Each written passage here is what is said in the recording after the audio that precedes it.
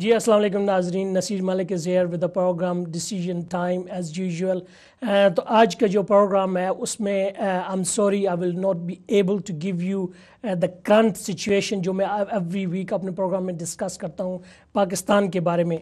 तो आज टाइम की भी ज़रा शॉर्टेज है और दूसरे जो मेरे पास गेस्ट हैं इन द स्टूडियो उनसे I have to discuss on quite lot of issues and आपको पता ही है जैसा कि हम डिस्कस कर रहे हैं इन लास्ट 2-3 प्रोग्राम्स, ब्रादरीज़म, Bradford West, Islamophobia, and there are so many things to discuss with my guest today. In the studio I have Mr. George Galloway. Welcome to you. Assalamu Mr. George alaikum. Galloway. Wa alaikum assalam. Thank you very much for your time today. Welcome. Yeah. On a short notice as well. Right, Mr. George Gill, I'll just go to straight. I've got quite a few things to discuss with you. Sure. I would start straight away from the Kashmir issue.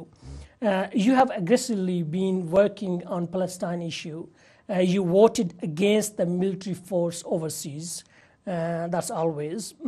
Could you please tell us if you have done any work on Kashmir issue? Majority of your constituents are from Pakistan Azad Kashmir. All figures showing there has been an ongoing use of extra violence against the people of Indian controlled Kashmir. Please. Indeed, this is the insult that's added to the injury suffered by the people of occupied Jammu and Kashmir, that very few people know about it. Most people in Britain think Kashmir is a sweater or a cardigan. Very few people in this country are aware that 100,000 people have lost their lives in the last 30 years as a result of their demand for the implementation of a United Nations resolution to grant them self-determination, for the right to put an X on a piece of paper. It doesn't seem like too much of an ask, and yet getting the issue into the news, onto the news agenda, onto the political agenda has been extraordinarily difficult for a number of reasons, not all of them to be laid at the door of the British political class and media, but much of it to be there. I've been fighting this cause for almost 40 years, in fact. I was the General Secretary of the National Lobby on Kashmir, which had fantastic success in the 1990s. I organized a national lobby of Parliament. 7,000 people came from all over the country to lobby their Member of Parliament at Westminster. I took a whole train full through to Brussels to lobby the European Parliament. And most importantly, we succeeded in winning the Labour Party conference to a pro-Kashmir position, an anti-Indian position, as it was described by the then Indian government. And some of your viewers may recall there was a diplomatic brouhaha over the Queen's visit to India with the late Robin Cook, because we had just passed this resolution held to be anti-Indian, and the late Robin Cook was accused of embarrassing the Queen as a result. This all collapsed as a result of internal machinations inside Pakistan after the defenestration of the late Benazir Bhutto and subsequent events. Don't have time to go into them all. But the fact that the biggest concentration of military occupation power on the earth is on the ground in occupied Kashmir, 500,000 Indian soldiers subjecting the local population to mass repression, murder, disappearance, torture, imprisonment, and even rape as a weapon of political intimidation is one of the great scandals in the world today. And the great tragedy to be added to that is, as I say, that we can't get the British media even to cover it. It's difficult to cover because the Indian occupation regime doesn't allow journalists freely to go there. I myself am banned from entering any part of India. You have tried? Yes, repeatedly.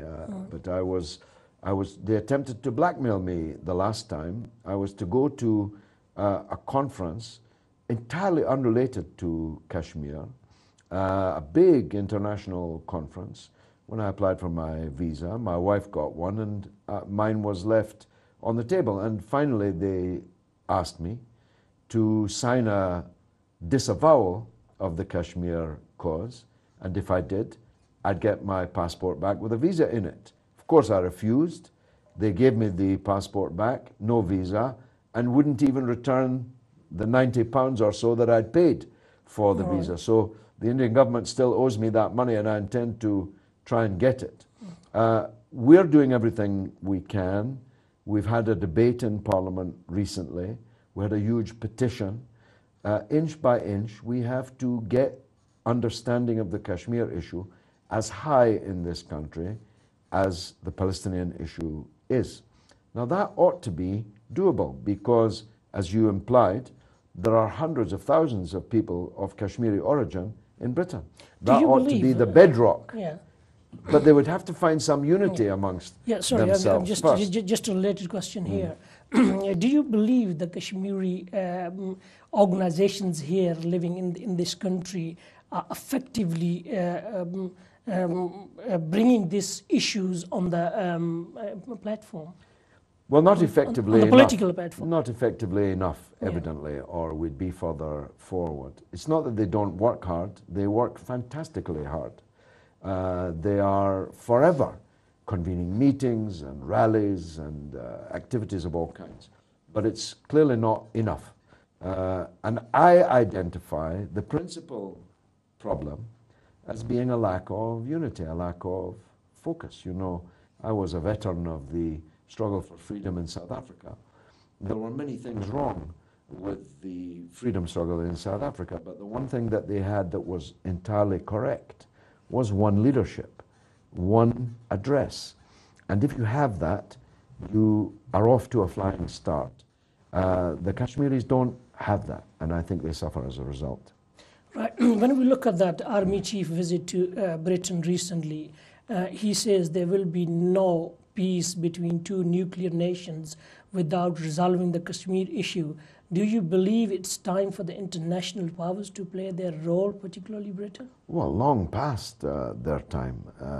This extant UN Security Council resolution is well over half a century old, and yet it has never been implemented. It's gathered several inches of dust on the shelves.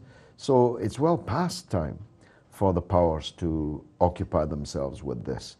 After all, it's a very dangerous situation in a very sensitive geopolitical part of the world. Two nuclear-armed states are at daggers drawn, you could say nuclear daggers drawn with each other over an unresolved issue, which can be resolved merely by the placing of an X on a piece of paper. As I said earlier, it's not much of an ask. It's not like the Palestine question where you would have to uproot the Zionist settlers from the occupied land. The land and the people are one. All they demand is the right to choose their own self-determination. So it's long past time. It's not happening. I mean, if you just mentioned settlers, I've got a news here. There is some news coming. Mr. Modi government has planned and may have already started shifting settlers in Indian controlled Kashmir. Well, there's nothing beyond Mr. Modi. He's a highly dangerous man with a very sectarian turn of mind and a lot of blood on his hands. So it wouldn't surprise me if they did attempt what Israel has done of supplanting local people with settlers who are foreign to the land, have nothing to do with that land, and will then be into an even more dangerous situation. So I hope that he doesn't do that. I mean, if they exercise and then the shift, the population balance change the shifts, demography, yeah. Right, so what would happen then? Well, this is what Israel has attempted to do. Yeah. It failed in Palestine. It would fail in occupied Kashmir. But the very act of trying, no doubt under some guidance from Israel, with whom Mr. Modi is closely allied, would make a dangerous situation even more incendiary. So the international community needs to do much more before the things get worse. Yes, or they may wake up to find that that war, full-scale war, has broken out between India and Pakistan with the danger of nuclear exchange. Already, as it is, there are the both countries, the tensions always on the borders, and that the revenue they're spending on the weapons on the both sides is huge. That could be spent on the population. Of course, I think 40% of the budget of each country is being spent on the military. If you add the percentage that's being spent on debt repayment and interest payments and so on, it doesn't leave much for any government to actually change the realities on the ground in either country. And at the same time, losing lots of soldiers there as well. Yes, this is basically decades of attrition. But as we've learned elsewhere, in the Ukraine, for example, attrition can quickly become much more than that. It can become a full-scale conflagration, and in this case, between two nuclear-armed powers. And in disputed Kashmir, Indian-controlled Kashmir, there is a huge army there, and the figures, Kashmir organization's figures, I've got it here. They says there's one soldier for 10 people there. Well, that must be true. 500,000 Indian soldiers. That's 1 million boots on the ground, and ready to be reinforced at any time, and conducting a reign of terror. There is a reign of terror in occupied Kashmir. I'm not exaggerating. 100,000 people have lost their lives. This is a river of blood, a raging river of blood. And of course, every one of those martyrs has a family, and then a wider family, bent upon honoring the martyrs. You have the recipe for endless conflict. And of course, as again we found in the Palestine question, when you reach a certain level of sacrifice, first of all, more and more people are ready to continue the sacrifice. But secondly, you've paid so much in blood for your freedom struggle that it would be to dishonor the martyrs and the victims to give it up. So there's no chance. I say this to India, whom I wish well. I have nothing against the great nation of India. You will never solve this problem because the people have paid too much, too high a price now to give up their Rather, he struggle. peacefully solve the issue. So the neighbouring countries, both neighbouring countries, can live together. We need a vote. Yeah. There's no. If Scotland can have a referendum on its self-determination, why can't the people of Kashmir? East Timor can have it. Well, East Timor became an independent state as a result of putting an X on a ballot paper. Scotland could have, but didn't become an independent state by putting an X on the ballot paper. That's all the people of the occupied land are asking for. Right, we're moving on to, right, I think I've been asked to take a break here. Okay. Right, we'll take a short break here. When we come back from the break, we'll carry on with Mr. George Galloway. Thank you very much, and we'll see you right after the break.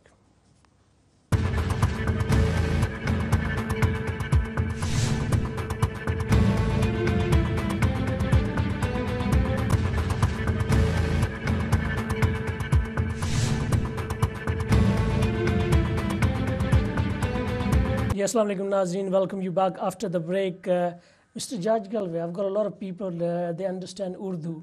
Can we carry on in Urdu? No, but we can speak in Arabic if you'd like. Right, okay.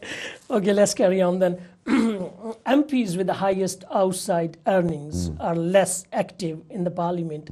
The study finds, if you allow me, could you just read that? Of course, little bit? Yeah. Members of parliament who earn the most from a second job speak less in the parliament debates, subject fewer written questions, and miss more votes than other MPs, according to the research by a Labour Party. And then I'll go next to that. The research comes after the Labour leader Ed Miliband called for a ban on MP holding directorship and consultancies. And a cap on MPs earning from second job. Labour is expected to include the ban on MPs' second job in its election manifesto. How do you see that? Well, I have several television jobs, and they're all about politics. So I don't regard my activities outside of Parliament as a second job, because I only have one job, and that's politics. I present political television programs. I make political films. like the forthcoming one on Tony Blair, which will be out soon, and I think people will be queuing in Bradford and elsewhere to see it. So unlike Jack Straw and Malcolm Rifkind and many other MPs, it would appear, I'm not touting for work which is entirely unrelated to my politics. I'm not in business in any way. I'm not a consultant in any way. And just to disprove your figures, I have brought more issues up in Parliament than any other MP in the whole of Britain. In fact, I brought more issues before the Parliament than all the Bradford MPs put together. And there's 4 other MPs in Bradford, though not a lot of people know that. So it's not the case, because my television programs take 1 hour to present, or in some cases half an hour to present. It's not the case that I'm doing less parliamentary work as a result. On the contrary, I'm the hardest working MP in Britain, if you measure that by the frankly bewildering range of issues from the local to the national to the international that I bring before the British House of Commons. So do you believe it should not be banned? Well, it depends what they mean by other jobs. Yeah. My case will be writing political articles, making political television programs is not another job. Including consultancies there. Yeah, I think people should not be in business and be in Parliament. I mean, if I were selling, eggs or furniture or cars, that would be an entirely unrelated business activity, and I shouldn't be allowed to do it. But nobody's going to stop me presenting political television shows. Right. It looks like a win-win situation for you. Have you done any sort of deal with the Labour? There is some rumours there as well, particularly in Bradford. Well, there are always rumours in Bradford, and indeed rumours in politics generally, but unequivocally and absolutely not. I have never had a conversation with Labour about Bradford, neither with the local political leaders nor with the national. How do you... I have no need of a deal, by the way. Right. There is no deal. I think I'm going to win no... without any deal. Right. How do you look at the Labour handling of Bradford West? First, there was a big, long delay choosing the candidate. Then they brought Amina Ali from outside, from London, and she refused to contest. And at the last, picking up a least voted candidate in the party. Yeah. That's according to their own party members. Own figures, yeah. Their own figures. At least, how do you see that? Well, I mean, from a personal point of view, I'm very happy about it. The Labour Party is in complete disarray, not in any position to fight an election against me. So personally, that's good. But from the point of view of Labour, for which I care, and from the point of view of Bradford, for which I care even more, it's not a good situation. They've had 3 years to sort out the Labour Party in Bradford since I delivered the crushing defeat to them in the by-election of 2012. But they haven't done anything, and they have only appointed this second candidate against me in the last few days. And she, as you say, came bottom of the poll when the members chose the first candidate, who then walked out after 3 days. So they're in a terrible mess. Now, as you know, I'm a real Labour man. I want Labour to win the general election. I want the Tories out. So it follows that on the bigger level, I don't want Labour to be a mess. But in Bradford, I'm afraid it is a mess. If there is old Labour, would you go back to Labour? Sure, if Labour was Labour again, I would, of course, go back.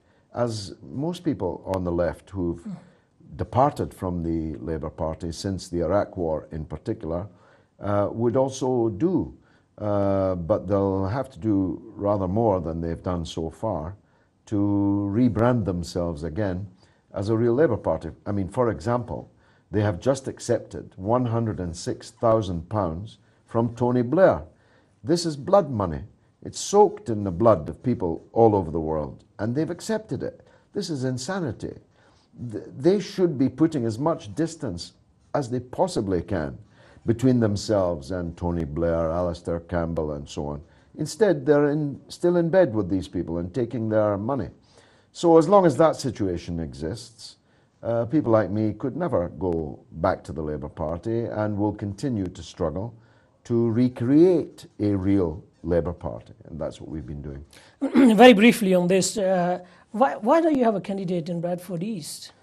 Because we're concentrating on holding Bradford West. We are a small party with no appreciable financial You had a very resources. good, you had a large popularity in Bradford. Yes, but by-elections. a general election is very different. You know, the people will be watching television every night, where the battle will be Labour versus Conservative. It's a big struggle in a parliamentary election to make a microclimate, to say that's all very well elsewhere, but in Bradford West, it's a different contest. I'm confident that we can do it. Of course, it's not certain that we won't have a candidate in Bradford East. We don't have to decide that for another 3 weeks. And we have explored it. And we've explored Halifax, we've explored Keighley, and so on. We have many candidates in the country, from the south coast to the north of England. And we're not yet at the end of that selection process. But in Bradford, I rather think that we will concentrate not just on defending my seat, but on winning a raft of council elections in the constituency and beyond. Well, going to, as you mentioned, we're going to Bradford West. You said to Fatima from Asian Sunday newspaper that Bradford West is one of the poorest constituency. Can you please elaborate on that? Why do you believe so? And that's just a connected question. Why? What are the reasons? Well, the reasons are the decline of Bradford economically over the best part of 100 years. In 1901, so 114 years ago, Bradford was the richest city in England, had more multi-millionaires per head of the population than any other, even London. But that's when we had an industrial base that has now almost entirely disappeared. And many of the jobs which the immigrant population came from Mirpur, the broader Azad Kashmir, Pakistan generally, many of the jobs that they came for no longer exist. And their children and their children and their children have been born in the interim. In fact, Bradford is the youngest city in Europe. Can you imagine? By 2020, 50% of the people of Bradford will be under the age of 25.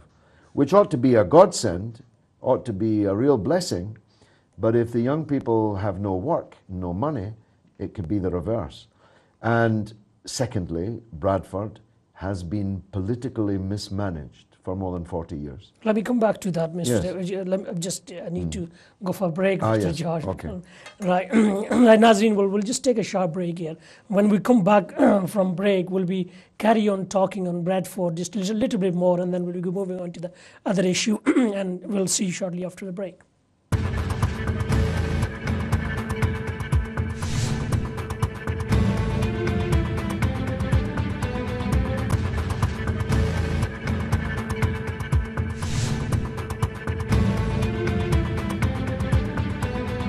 Yes, Assalamu alaikum, Nazreen. Welcome you back after the break. So, we're just talking to Mr. George Galloway on the Bradford West. I'll just carry on a little bit more on Bradford, maybe just quickly, maybe about 5 minutes, and then we'll move on to the other issues. Right, there has been a lot of problems in Bradford, and I'll be coming to later on in the program, maybe a couple of issues. How can we fix it? I mean, you yourself. Well, we have to change the political class. Yeah. Bradford has been mismanaged by all three major parties. Labour, Conservative, Liberal Democrats have all run Bradford over the last 40 years. In the 1960s, Leeds and Bradford were entirely comparable cities in every way. Now Leeds is booming, and Bradford has been until recently sinking, literally so, into the hole in the city centre that Westfield was supposed to be in. It is beginning to pick up in the 3 years that I've been there. The Westfield is now emerging from that hole and will be open soon, creating jobs and footfall and drawing people into the city. The Odeon, which was crumbling and falling down when I arrived there, has now been saved, and we've got millions of pounds from the government to kickstart its renovation. The National Media Museum, which the government announced they were going to close, has been saved in a campaign led by me. And the campaign on Bradford schools is reaching now a critical mass. We have the second poorest schools in all of England, and we have in one ward, Little Horton in the city, the highest number of children living in poverty in all of England. So the education challenge, the Bradford challenge, which I have been advocating as a lone voice for 3 years, has now been adopted by the other parties. Yeah, I'm coming to that, Mr. George. There's some terrifying figures there about the crimes and about the educations and a couple of other things. Going to the visit, when I'm speaking to the candidates, and we want these some issues that the Pakistani community particularly is facing, like visit visas and the spouse visa and those things. I want to discuss those as well with you. And the threat to halal, don't forget that. That's through halal. Yeah. I'll be coming to that as well. So visit visa, when we talk on that, Mr. George Galloway, half of our families are living in Pakistan, as you know. They have to visit us, and we have to visit them on the occasions like weddings and funerals and everything. We can't just possibly disconnect with them. At the current situation, when you're looking at it, I'll just give one example from your own constituency, right? A family continue fighting for a wife right to visit Bradford man who was critically injured in attack. I won't go into the details of this. I'm the one who raised this Are you issue. working on that? Yes, I'm the one who raised this issue. This was a man putting down the shutter on his store in Halifax, but a resident of Bradford, who was savagely assaulted, was in a coma, and the visa application of his wife to visit him in hospital was refused. I had it on the front page of the Telegraph and Argus, the local newspaper. And this typified the absolutely monstrously insensitive, racist nature of our immigration policy. I promise you this, if the man had been an American and his wife was an American, she would have been here before you could say Jack Robinson. But the departure point of our immigration system is one of absolute suspicion and cynicism, how to keep as many people out as possible.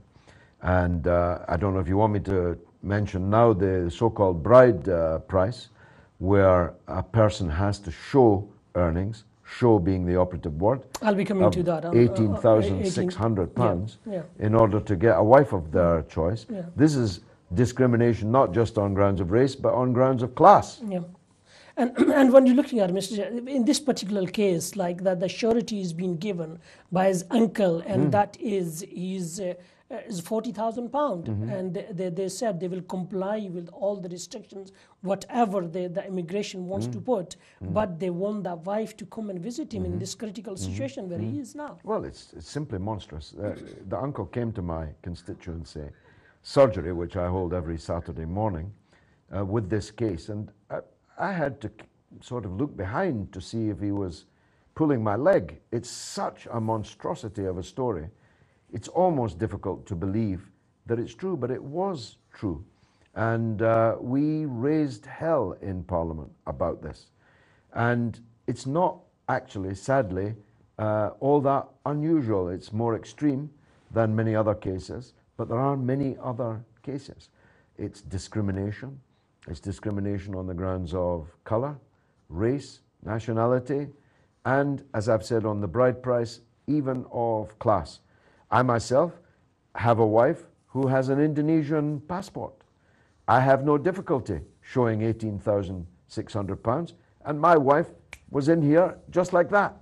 But I have, of course, most of my caseload is immigration related, as indeed it was in my previous constituencies. So I'm a pretty expert on the immigration system. I'm on first name terms with the guards at Heathrow and Gatwick who charged with ferrying people out.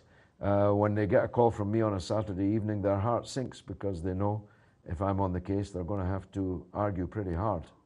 Well, I was when I updated the status on the social media, and I asked the community to, if they like to participate in there, and if you want to say something about the visit visa and the spouse visa. I received this email, and I mean, is it okay if I can just read that quickly? Yes. Right. I applied. This gentleman, it says, I applied for a visit visa in Pakistan, but it was refused. My wife is expecting a baby very soon. I sponsored my parents. And in my sponsorship letter, I clearly mentioned I will bear all the expenses, including boarding and living in London. I showed £10,000 in his account, and I am working on a good consultancy firm, and my earning is £4,000 before tax a month. But my parents were refused. My father is retired army person from Pakistan, an army person that only can get £100 a month pension. What are you supposed to do? Isn't it totally injustice, unfair on all of us, myself, my children, and my parents? I consider this is a violation of basic human rights for a British citizen. It is, and every citizen has the right to a family life. That's enshrined in the European law.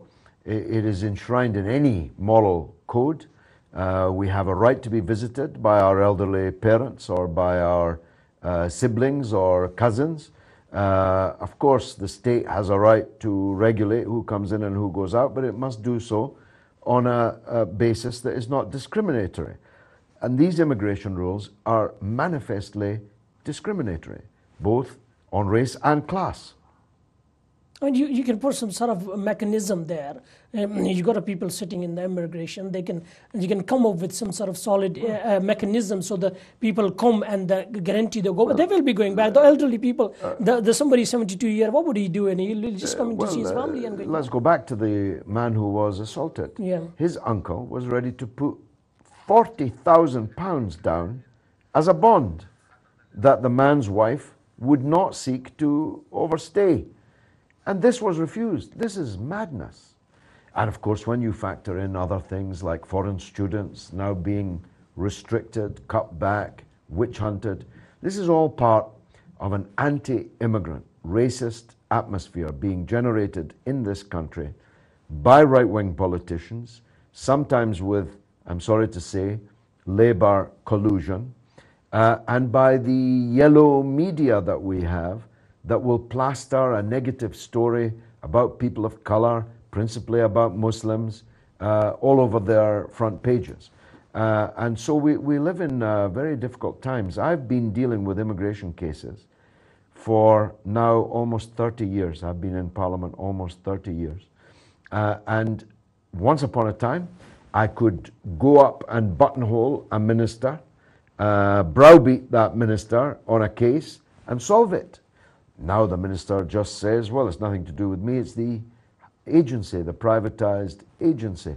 Once upon a time, I could contact the High Commission or embassy in this or that country, get right through to the ambassador, put pressure on them on a particular case. Now they refer me to Dubai, where decisions are being made by people who are not even civil servants. They have deliberately distanced themselves precisely to protect themselves against democratic pressure, to behave as decent administrators. It's entirely inhuman, dehumanized and dehumanizing. Is this the right way of controlling immigration? No, it's entirely not. And of course, the reality is that immigration for Britain has been a tremendous success story in every regard.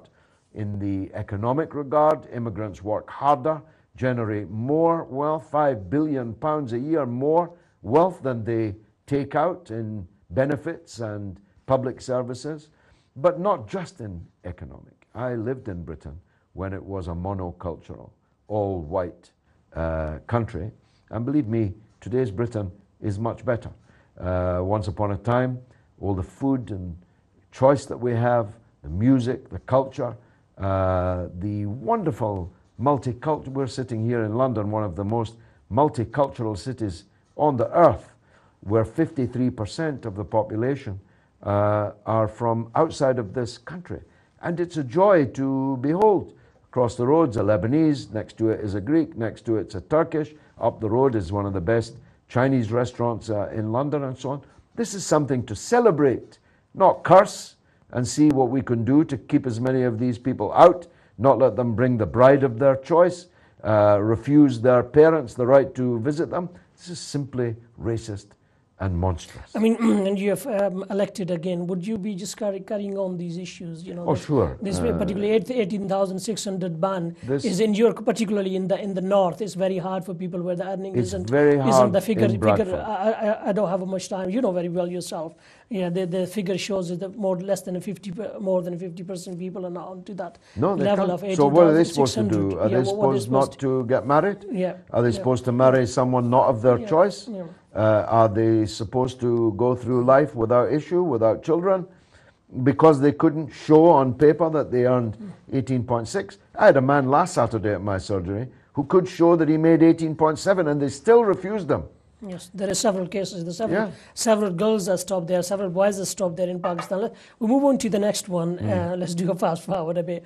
What do you say on freedom of speech going back to Charlie Hebdo incident? Well, there are real restrictions to freedom of speech, and there should be. I may not, on your show, libel anyone, defame anyone.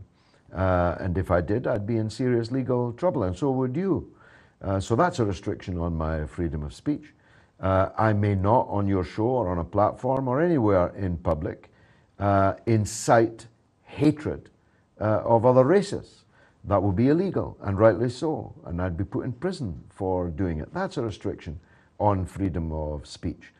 In many countries in Europe, again, in my view, rightly so, it is illegal to deny the Holocaust suffered by many people, but principally the Jewish people in the 1930s and 40s. It's illegal to question that, to deny it. Rightly so, it should be illegal here in Britain to do so, although it isn't. Neither is it in the United States. So that's a restriction on freedom of speech. The one area where freedom of speech is apparently limitless is the freedom to insult Muslims, the freedom to generate and incite hatred of Muslims, of the Prophet Muhammad, peace be upon him, on Islam as a religion. There you're perfectly free to speak as freely as you would like. And I say that's not right, that's not fair, that's not just. But worse than that, it's not clever to do so because it has consequences. If I shouted fire in a darkened cinema, making the people stampede and kill each other as they scrambled to the door, my freedom of speech to shout fire would quickly be trumped by the right to live of the people in that darkened cinema. And yet we are allowing people to outdo each other in incitement of hatred of Islam and of Muslims. I need to go for a break, short break here, Mr. George, and we'll come back and we'll carry on that a little bit more on Islamophobia. The Nazim will just go for a quick break here. When we come back from the break, we'll just go on the little bit on the Islamophobia as well, and then I've got quite a few other issues. And let's take a quick break, and we'll see you shortly after the break.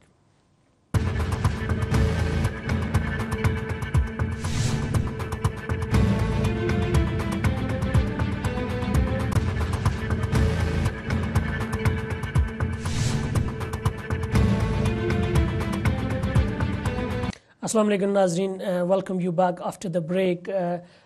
Before the break we were talking on the freedom of speech. We'll carry on that and we'll go into the Islamophobia. Mr. George Galloway, Islamophobia is on the rise.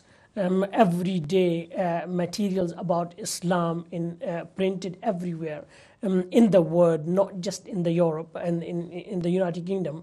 How are you looking at this situation where so many people are upset, Muslims are upset around the world, and particularly the Muslim living in the West? Well, it's not just words, of course, though words can be very hurtful and very insightful. It's actions. It starts with hate speech. Heart starts with hate journalism and ends in blood on the streets. attacks on mosques, attacks on Muslims on their way to and from mosques, attacks on Sikhs who are thought to be Muslims by the ignorant racists who engage in this kind of behavior. And of course it has consequences the other way. The atmosphere that we have and the foreign policy that we pursue, plus the existence amongst the Ummah of some small number of extremists, leads to catastrophe elsewhere. The recent case of the so-called jihadi John cutting off people's heads in Syria. So there's real blood comes from this atmosphere, and if we don't get off this escalator of conflict, then we're going to be in deeper and deeper trouble. And I often say we have to try and take the hate out of this situation.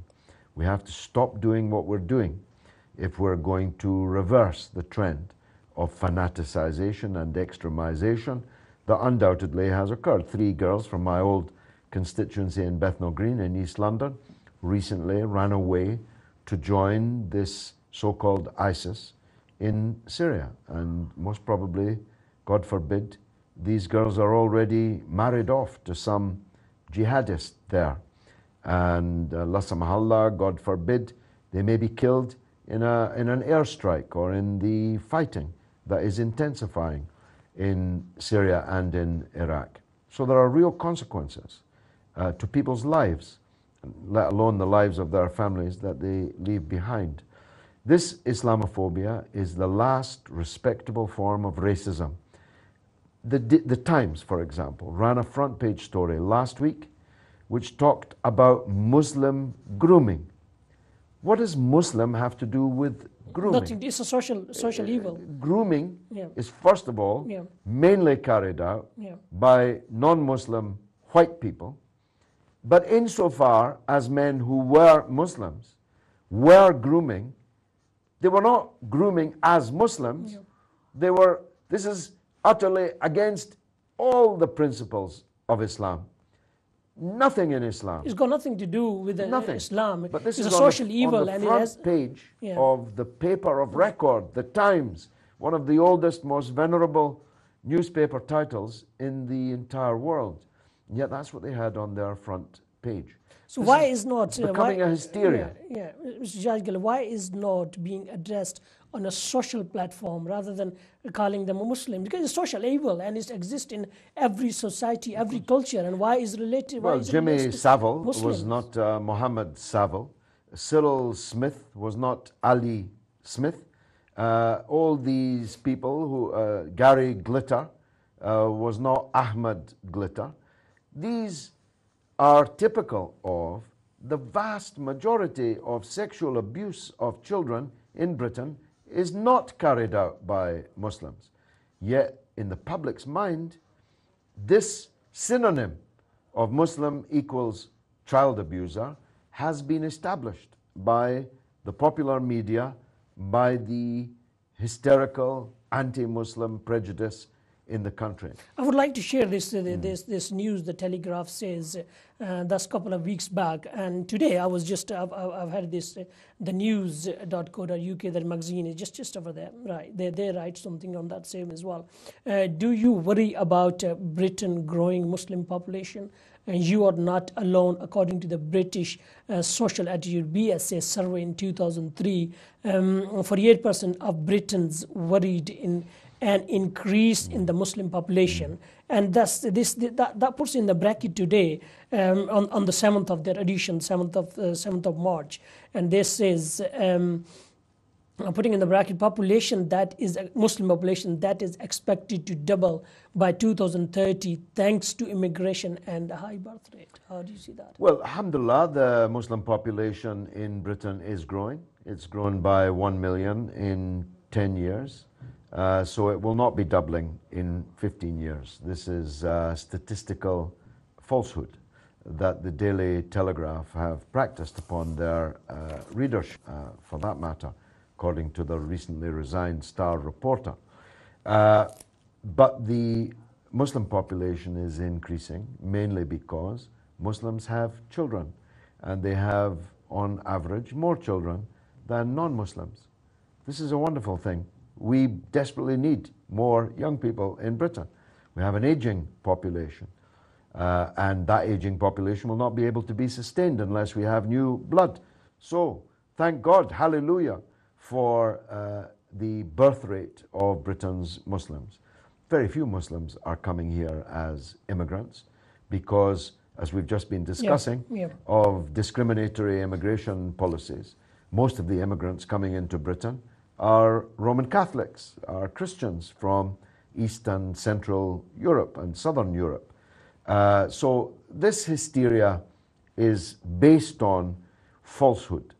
And moreover, why would you be worried about the existence of 2.7 million largely God-fearing people in your midst?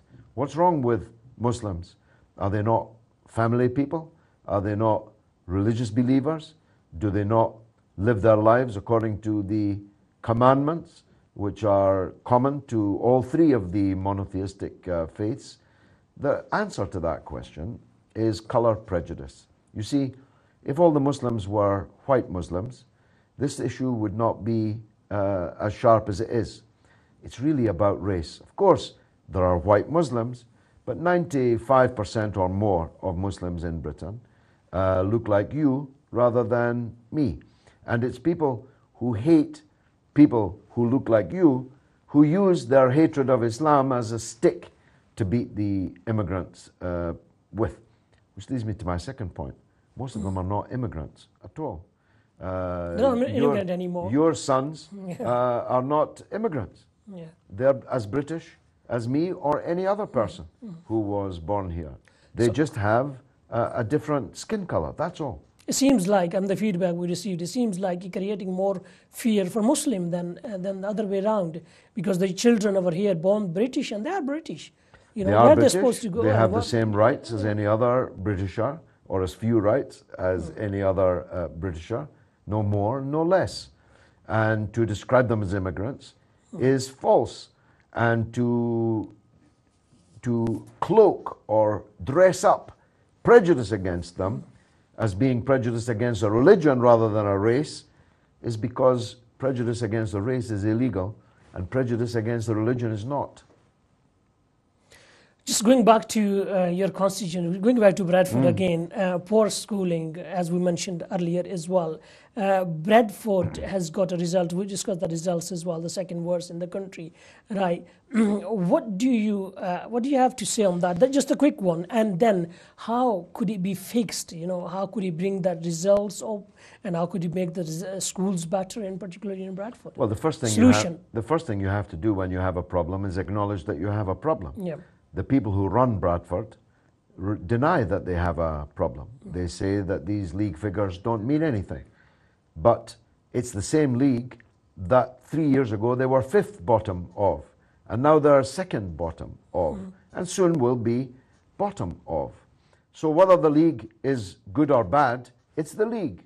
You know, God forbid a football team could not claim that it was bottom of the league and the league didn't mean anything. The league does mean something, as any sensible person knows. We are underachieving for a young population that will soon be half of the city under the age of 25. Unless something drastic is done, and very quickly, we'll be stoking up a potential problem for the future. So I launched this demand for a Bradford challenge.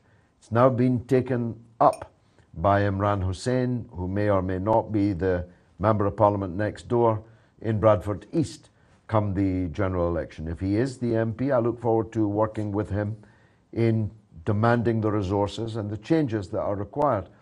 It's called the Bradford Challenge because there was a London challenge. Could I just take a quick break here? Yeah, please? Sure. Right, I talk too much, sorry.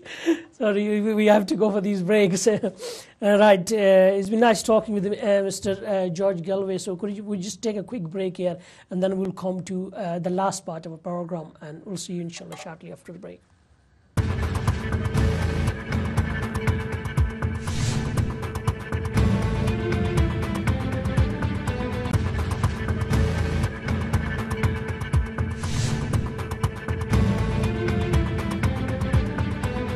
We welcome you back after the break, Nazreen. What is actually when we talk on the Bradford schooling and the crimes and everything, we don't have much time to discuss that with Mr. George Galloway about the crimes and things. But what we're looking at here, I've been raising this point with all the candidates for the parliament. Basically, the people of Bradford are looking for a solution. Right, they know the problem is there and is hurting their children, and they want the solution. So I'll ask Judge Galloway, what is the solution to all this? The solution is what happened in London. Tower Hamlets in East London, where I was the MP for 5 years, has transformed its schools. They're in the top 20 in the country, and we're second bottom. Their demographic is exactly the same as ours, almost to the percentage point. The demographic of large number of immigrants, a large number of households where English is not the first language spoken, and so on.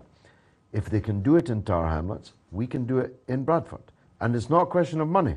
It's a question of management, of style, of technique, of a plan to transform the schools. So I say, let's transplant the London challenge to Bradford. And I'm now getting somewhere. After 3 years of pushing this, I'm now getting somewhere on that. We should hire the people and the methods who transformed schools in Tower Hamlets and transport it up the M1 to Bradford. I'm quite confident that we can pull this off, because it's not that the people of Bradford are stupid. It's that they're being let down by the school system and those who run it. What do you think about the role of the parents and the teachers in this situation? It starts in the home. Our people have got to encourage more reading in particular. We're making some progress in Bradford on that, but not enough. There was recently a national scheme around the National Book Day where people had to read 5 library books over the course of their summer holiday. More Bradford children entered it this year than before, and more completed it this year than before. In fact, our improvement was the best in the country, but it's still very low. Only half of the kids volunteered to do the project, and only half of those actually completed it. That's reading 5 books. Now, that responsibility lies with the parents. When I used to ask my father, God rest his soul, a question, he would say, look it up in the encyclopedia. Well, now you don't need to go to the shelf and pick up a big heavy encyclopedia. You can do it on your telephone or on the computer. You can look it up just like that. That's what our parents have to be doing with their children.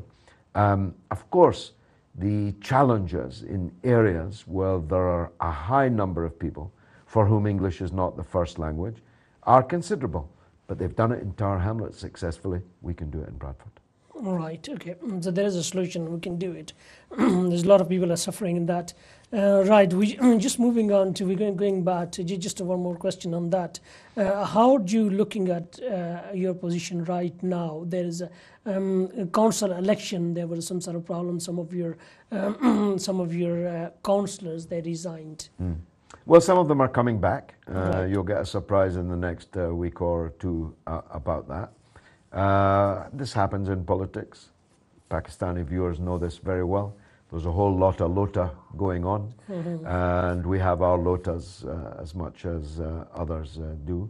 But I'm confident that we're going to win at least 5 seats in May on the council, and we might win 7 or 8. That will concentrate the mind wonderfully, because any independent councillor sitting there will be drawn back into the fold, in my opinion, because a group of 10 or more would become a very significant force in the city. Unless I can get councillors working alongside me, then what I can achieve is reduced. I'll still do what I do it well, I think I do it the best, but I can achieve much more if I have a good block of councillors in the City Hall working with me. Some of your critics, they're saying you're not as much in the constituency as you're supposed to be in. Is that? Well, self-evidently that's not true. As I've been discussing with you, my weekly surgery, you can't be in your constituency more than weekly. Parliament is in You're very London. much, are you very much involved with your people there? Yeah, Your very much, constituent, yeah. very, very much. But I must be in Parliament, of course, in the week, and I'm in Bradford at the weekends, every weekend. So this is just a lie. Right. Right, we're going to that. That issue has been coming in the media last few days about the Bradri.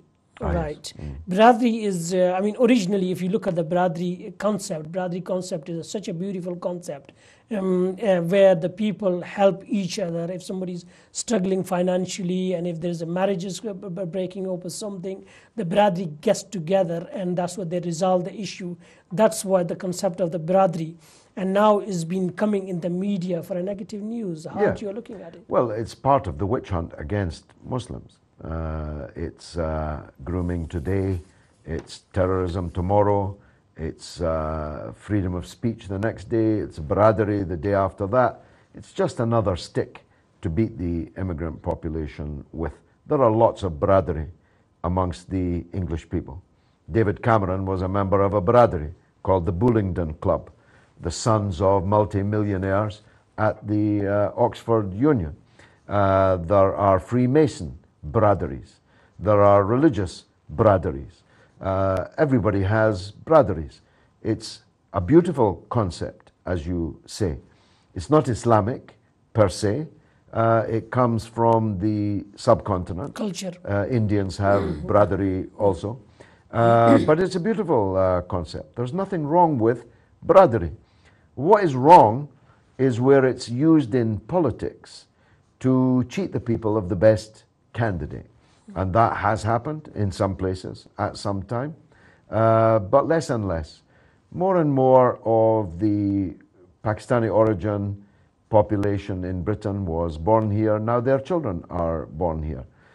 Which village in Mirpur their grandfather came from will always be important, but it's less important than whether that or this person is the best person for the job. And whilst no doubt being a part of a bradery will still be a factor, it cannot be the predominant factor. The predominant factor must be, is that person the best person for the job? You, going back by election, you received a huge response, huge welcome in Bradford. Without any bradery, you don't have any bradery. I was against the bradery, yes. You're against the bradery, and how do you see that? Your personal experience, as being in Bradford, you're not from any bradery, anything. No, I'm from the Mac bradery, the Scottish bradery. But I think that many of the members of the bradery will vote for me this time because they know me now, and I'm not contesting against somebody from the bradery, at least not directly. My opponent in the by-election was a part of a powerful bradery. That's not the case this time. So I'm sure I'll get some votes this time that I didn't get last time. And I'm conscious that joining in an attack on the bradery is actually helping those who are attacking the Muslims, attacking the immigrants, attacking the Pakistanis. That's why I don't do it. I mean, in the last program, I had one of the longest serving councillor from Bradford, and he was Ladmir as well, Gazanfar Khalik. And he wasn't happy the way it was, the candidate was selected. Right, the last candidate of Labour is selected in Bradford. You have to be careful now because by the time you go out, there might be another candidate. Who knows? He believes that democratically it should be, the things should be different if it's it's a real democracy. Sure, that's my point, that the best person for the job should get the votes. Of course, one has to respect culture and tradition and family and extended family, clan relationships and so on. These are, as you say, for the reasons you mentioned, very precious things. So they're basically social security networks so that people in hard times can be helped. And that's a good thing. And that's what Freemasons would say is the justification for their bradery. I don't myself accept that, but that's what they would say. That's why I say we oughtn't to allow the media and other people with an agenda to just add it to the charge sheet against the Muslims. I'm confident, just as last time, people, even if anyone in any Bradri told them to vote for my opponents for reasons of Bradri politics, that they would not do so.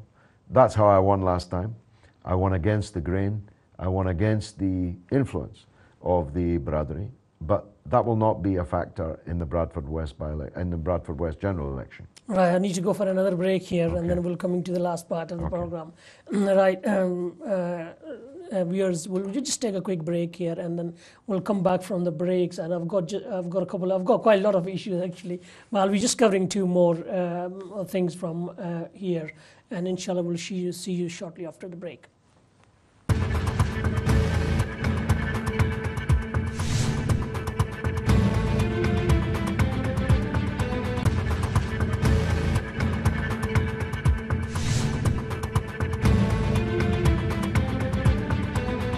Assalamu alaikum Nazreen, welcome you back after the break, and I have got Mr. Judge Galloway in the studio today, and we have covered quite a lot of issues here, and I would request him to come again in my program before the election. Inshallah. Right, and just going to the youngster in Bradford, have you done something for them in last Well, I've tried few to years? organize them so that they don't fall prey to extremism. I've said to them on things like Gaza last summer, I know that you're angry, you're right to be angry, and the most effective way to be angry is to unite with others democratically to bring pressure to bear on our government and on the powerful in our society. In that sense, we act as an antidote to extremism. There are places where extremism may be more powerful than it is in Bradford.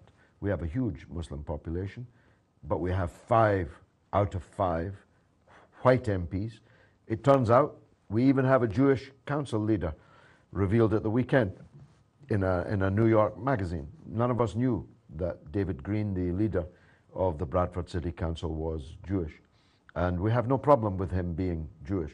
In fact, it's the only thing that we don't dislike about him. So a city that has 5 out of 5 white MPs and a Jewish council leader can hardly be a hive of extremist or sectarian politics. And that's partly because us and others have campaigned for unity amongst the people, against the bad and for the good. So we have a very high number of young people in our party. The great majority of the people in Respect are way younger than me, some of them younger than some of my children. And we're giving them a political focus. We're fighting for better schools for them for 3 years alone, now being joined by others. We're fighting the obscene levels of youth unemployment. That's what I was coming to. 50% of our young people are unemployed. Big unemployment. It's just a national scandal. Yet the council and the government have been unmovable. That's why we need a new council. That's why we need a new government.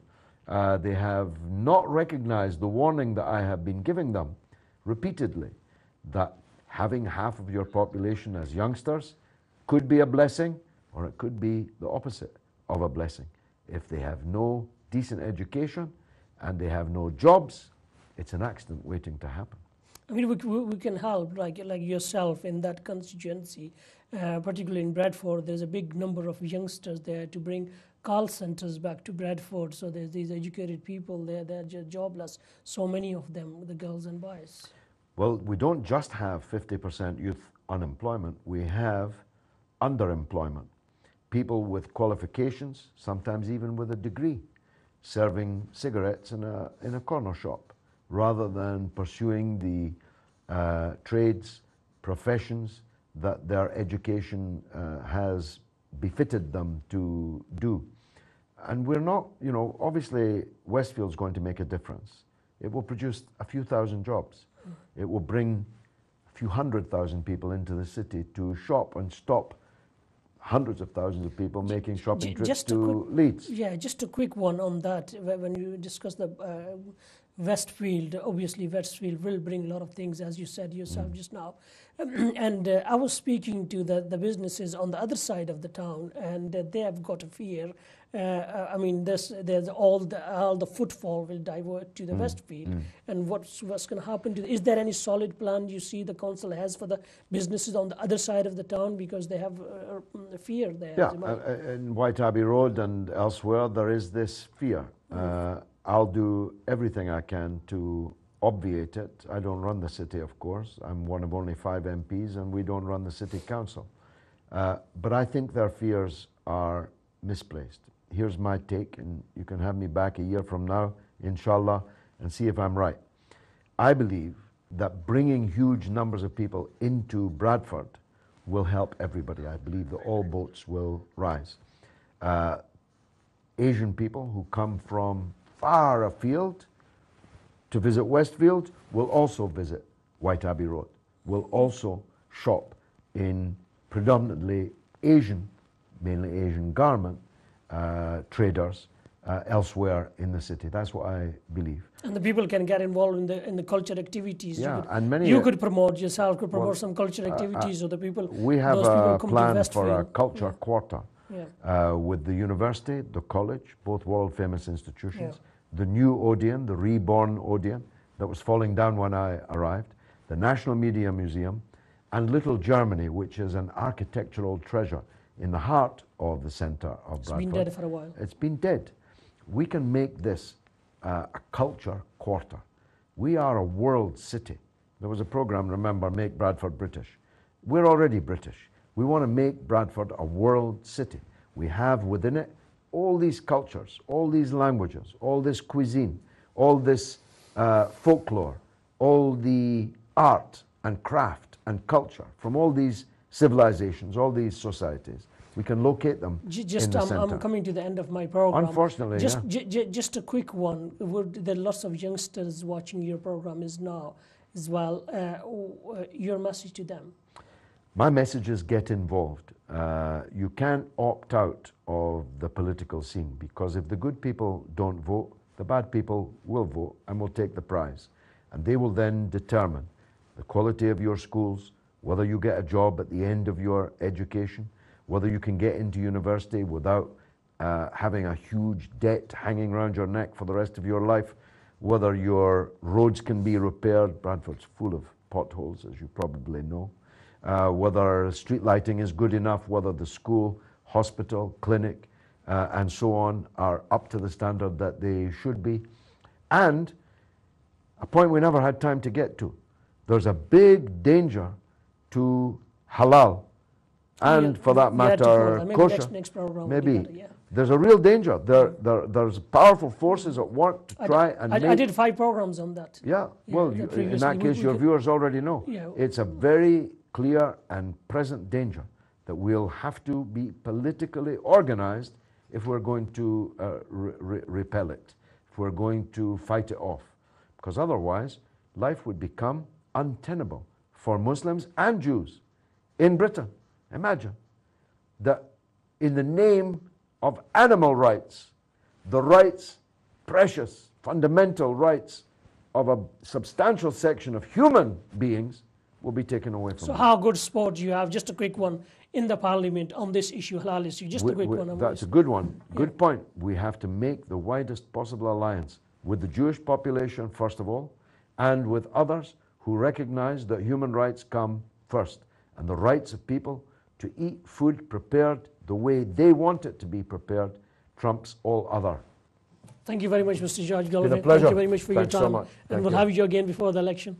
Right, नाजरीन आपने जो है वो सारी बात sorry I'm just going to Urdu here now just a little bit sorry आपने सारी बातें जो हैं वो जॉर्ज गैलवे साहब की सुनी है यहाँ पे आज के प्रोग्राम में and inshallah we'll try to invite him again before the election so those जो issues रह गए उन पे भी बात करेंगे और हलाल फूड का जो issue जैसे मिस्टर जॉर्ज गैलवे ने भी जो है वो इस पे उनको mention किया है और we really need to talk on that and inshallah next time and thank you very much everybody being with us today.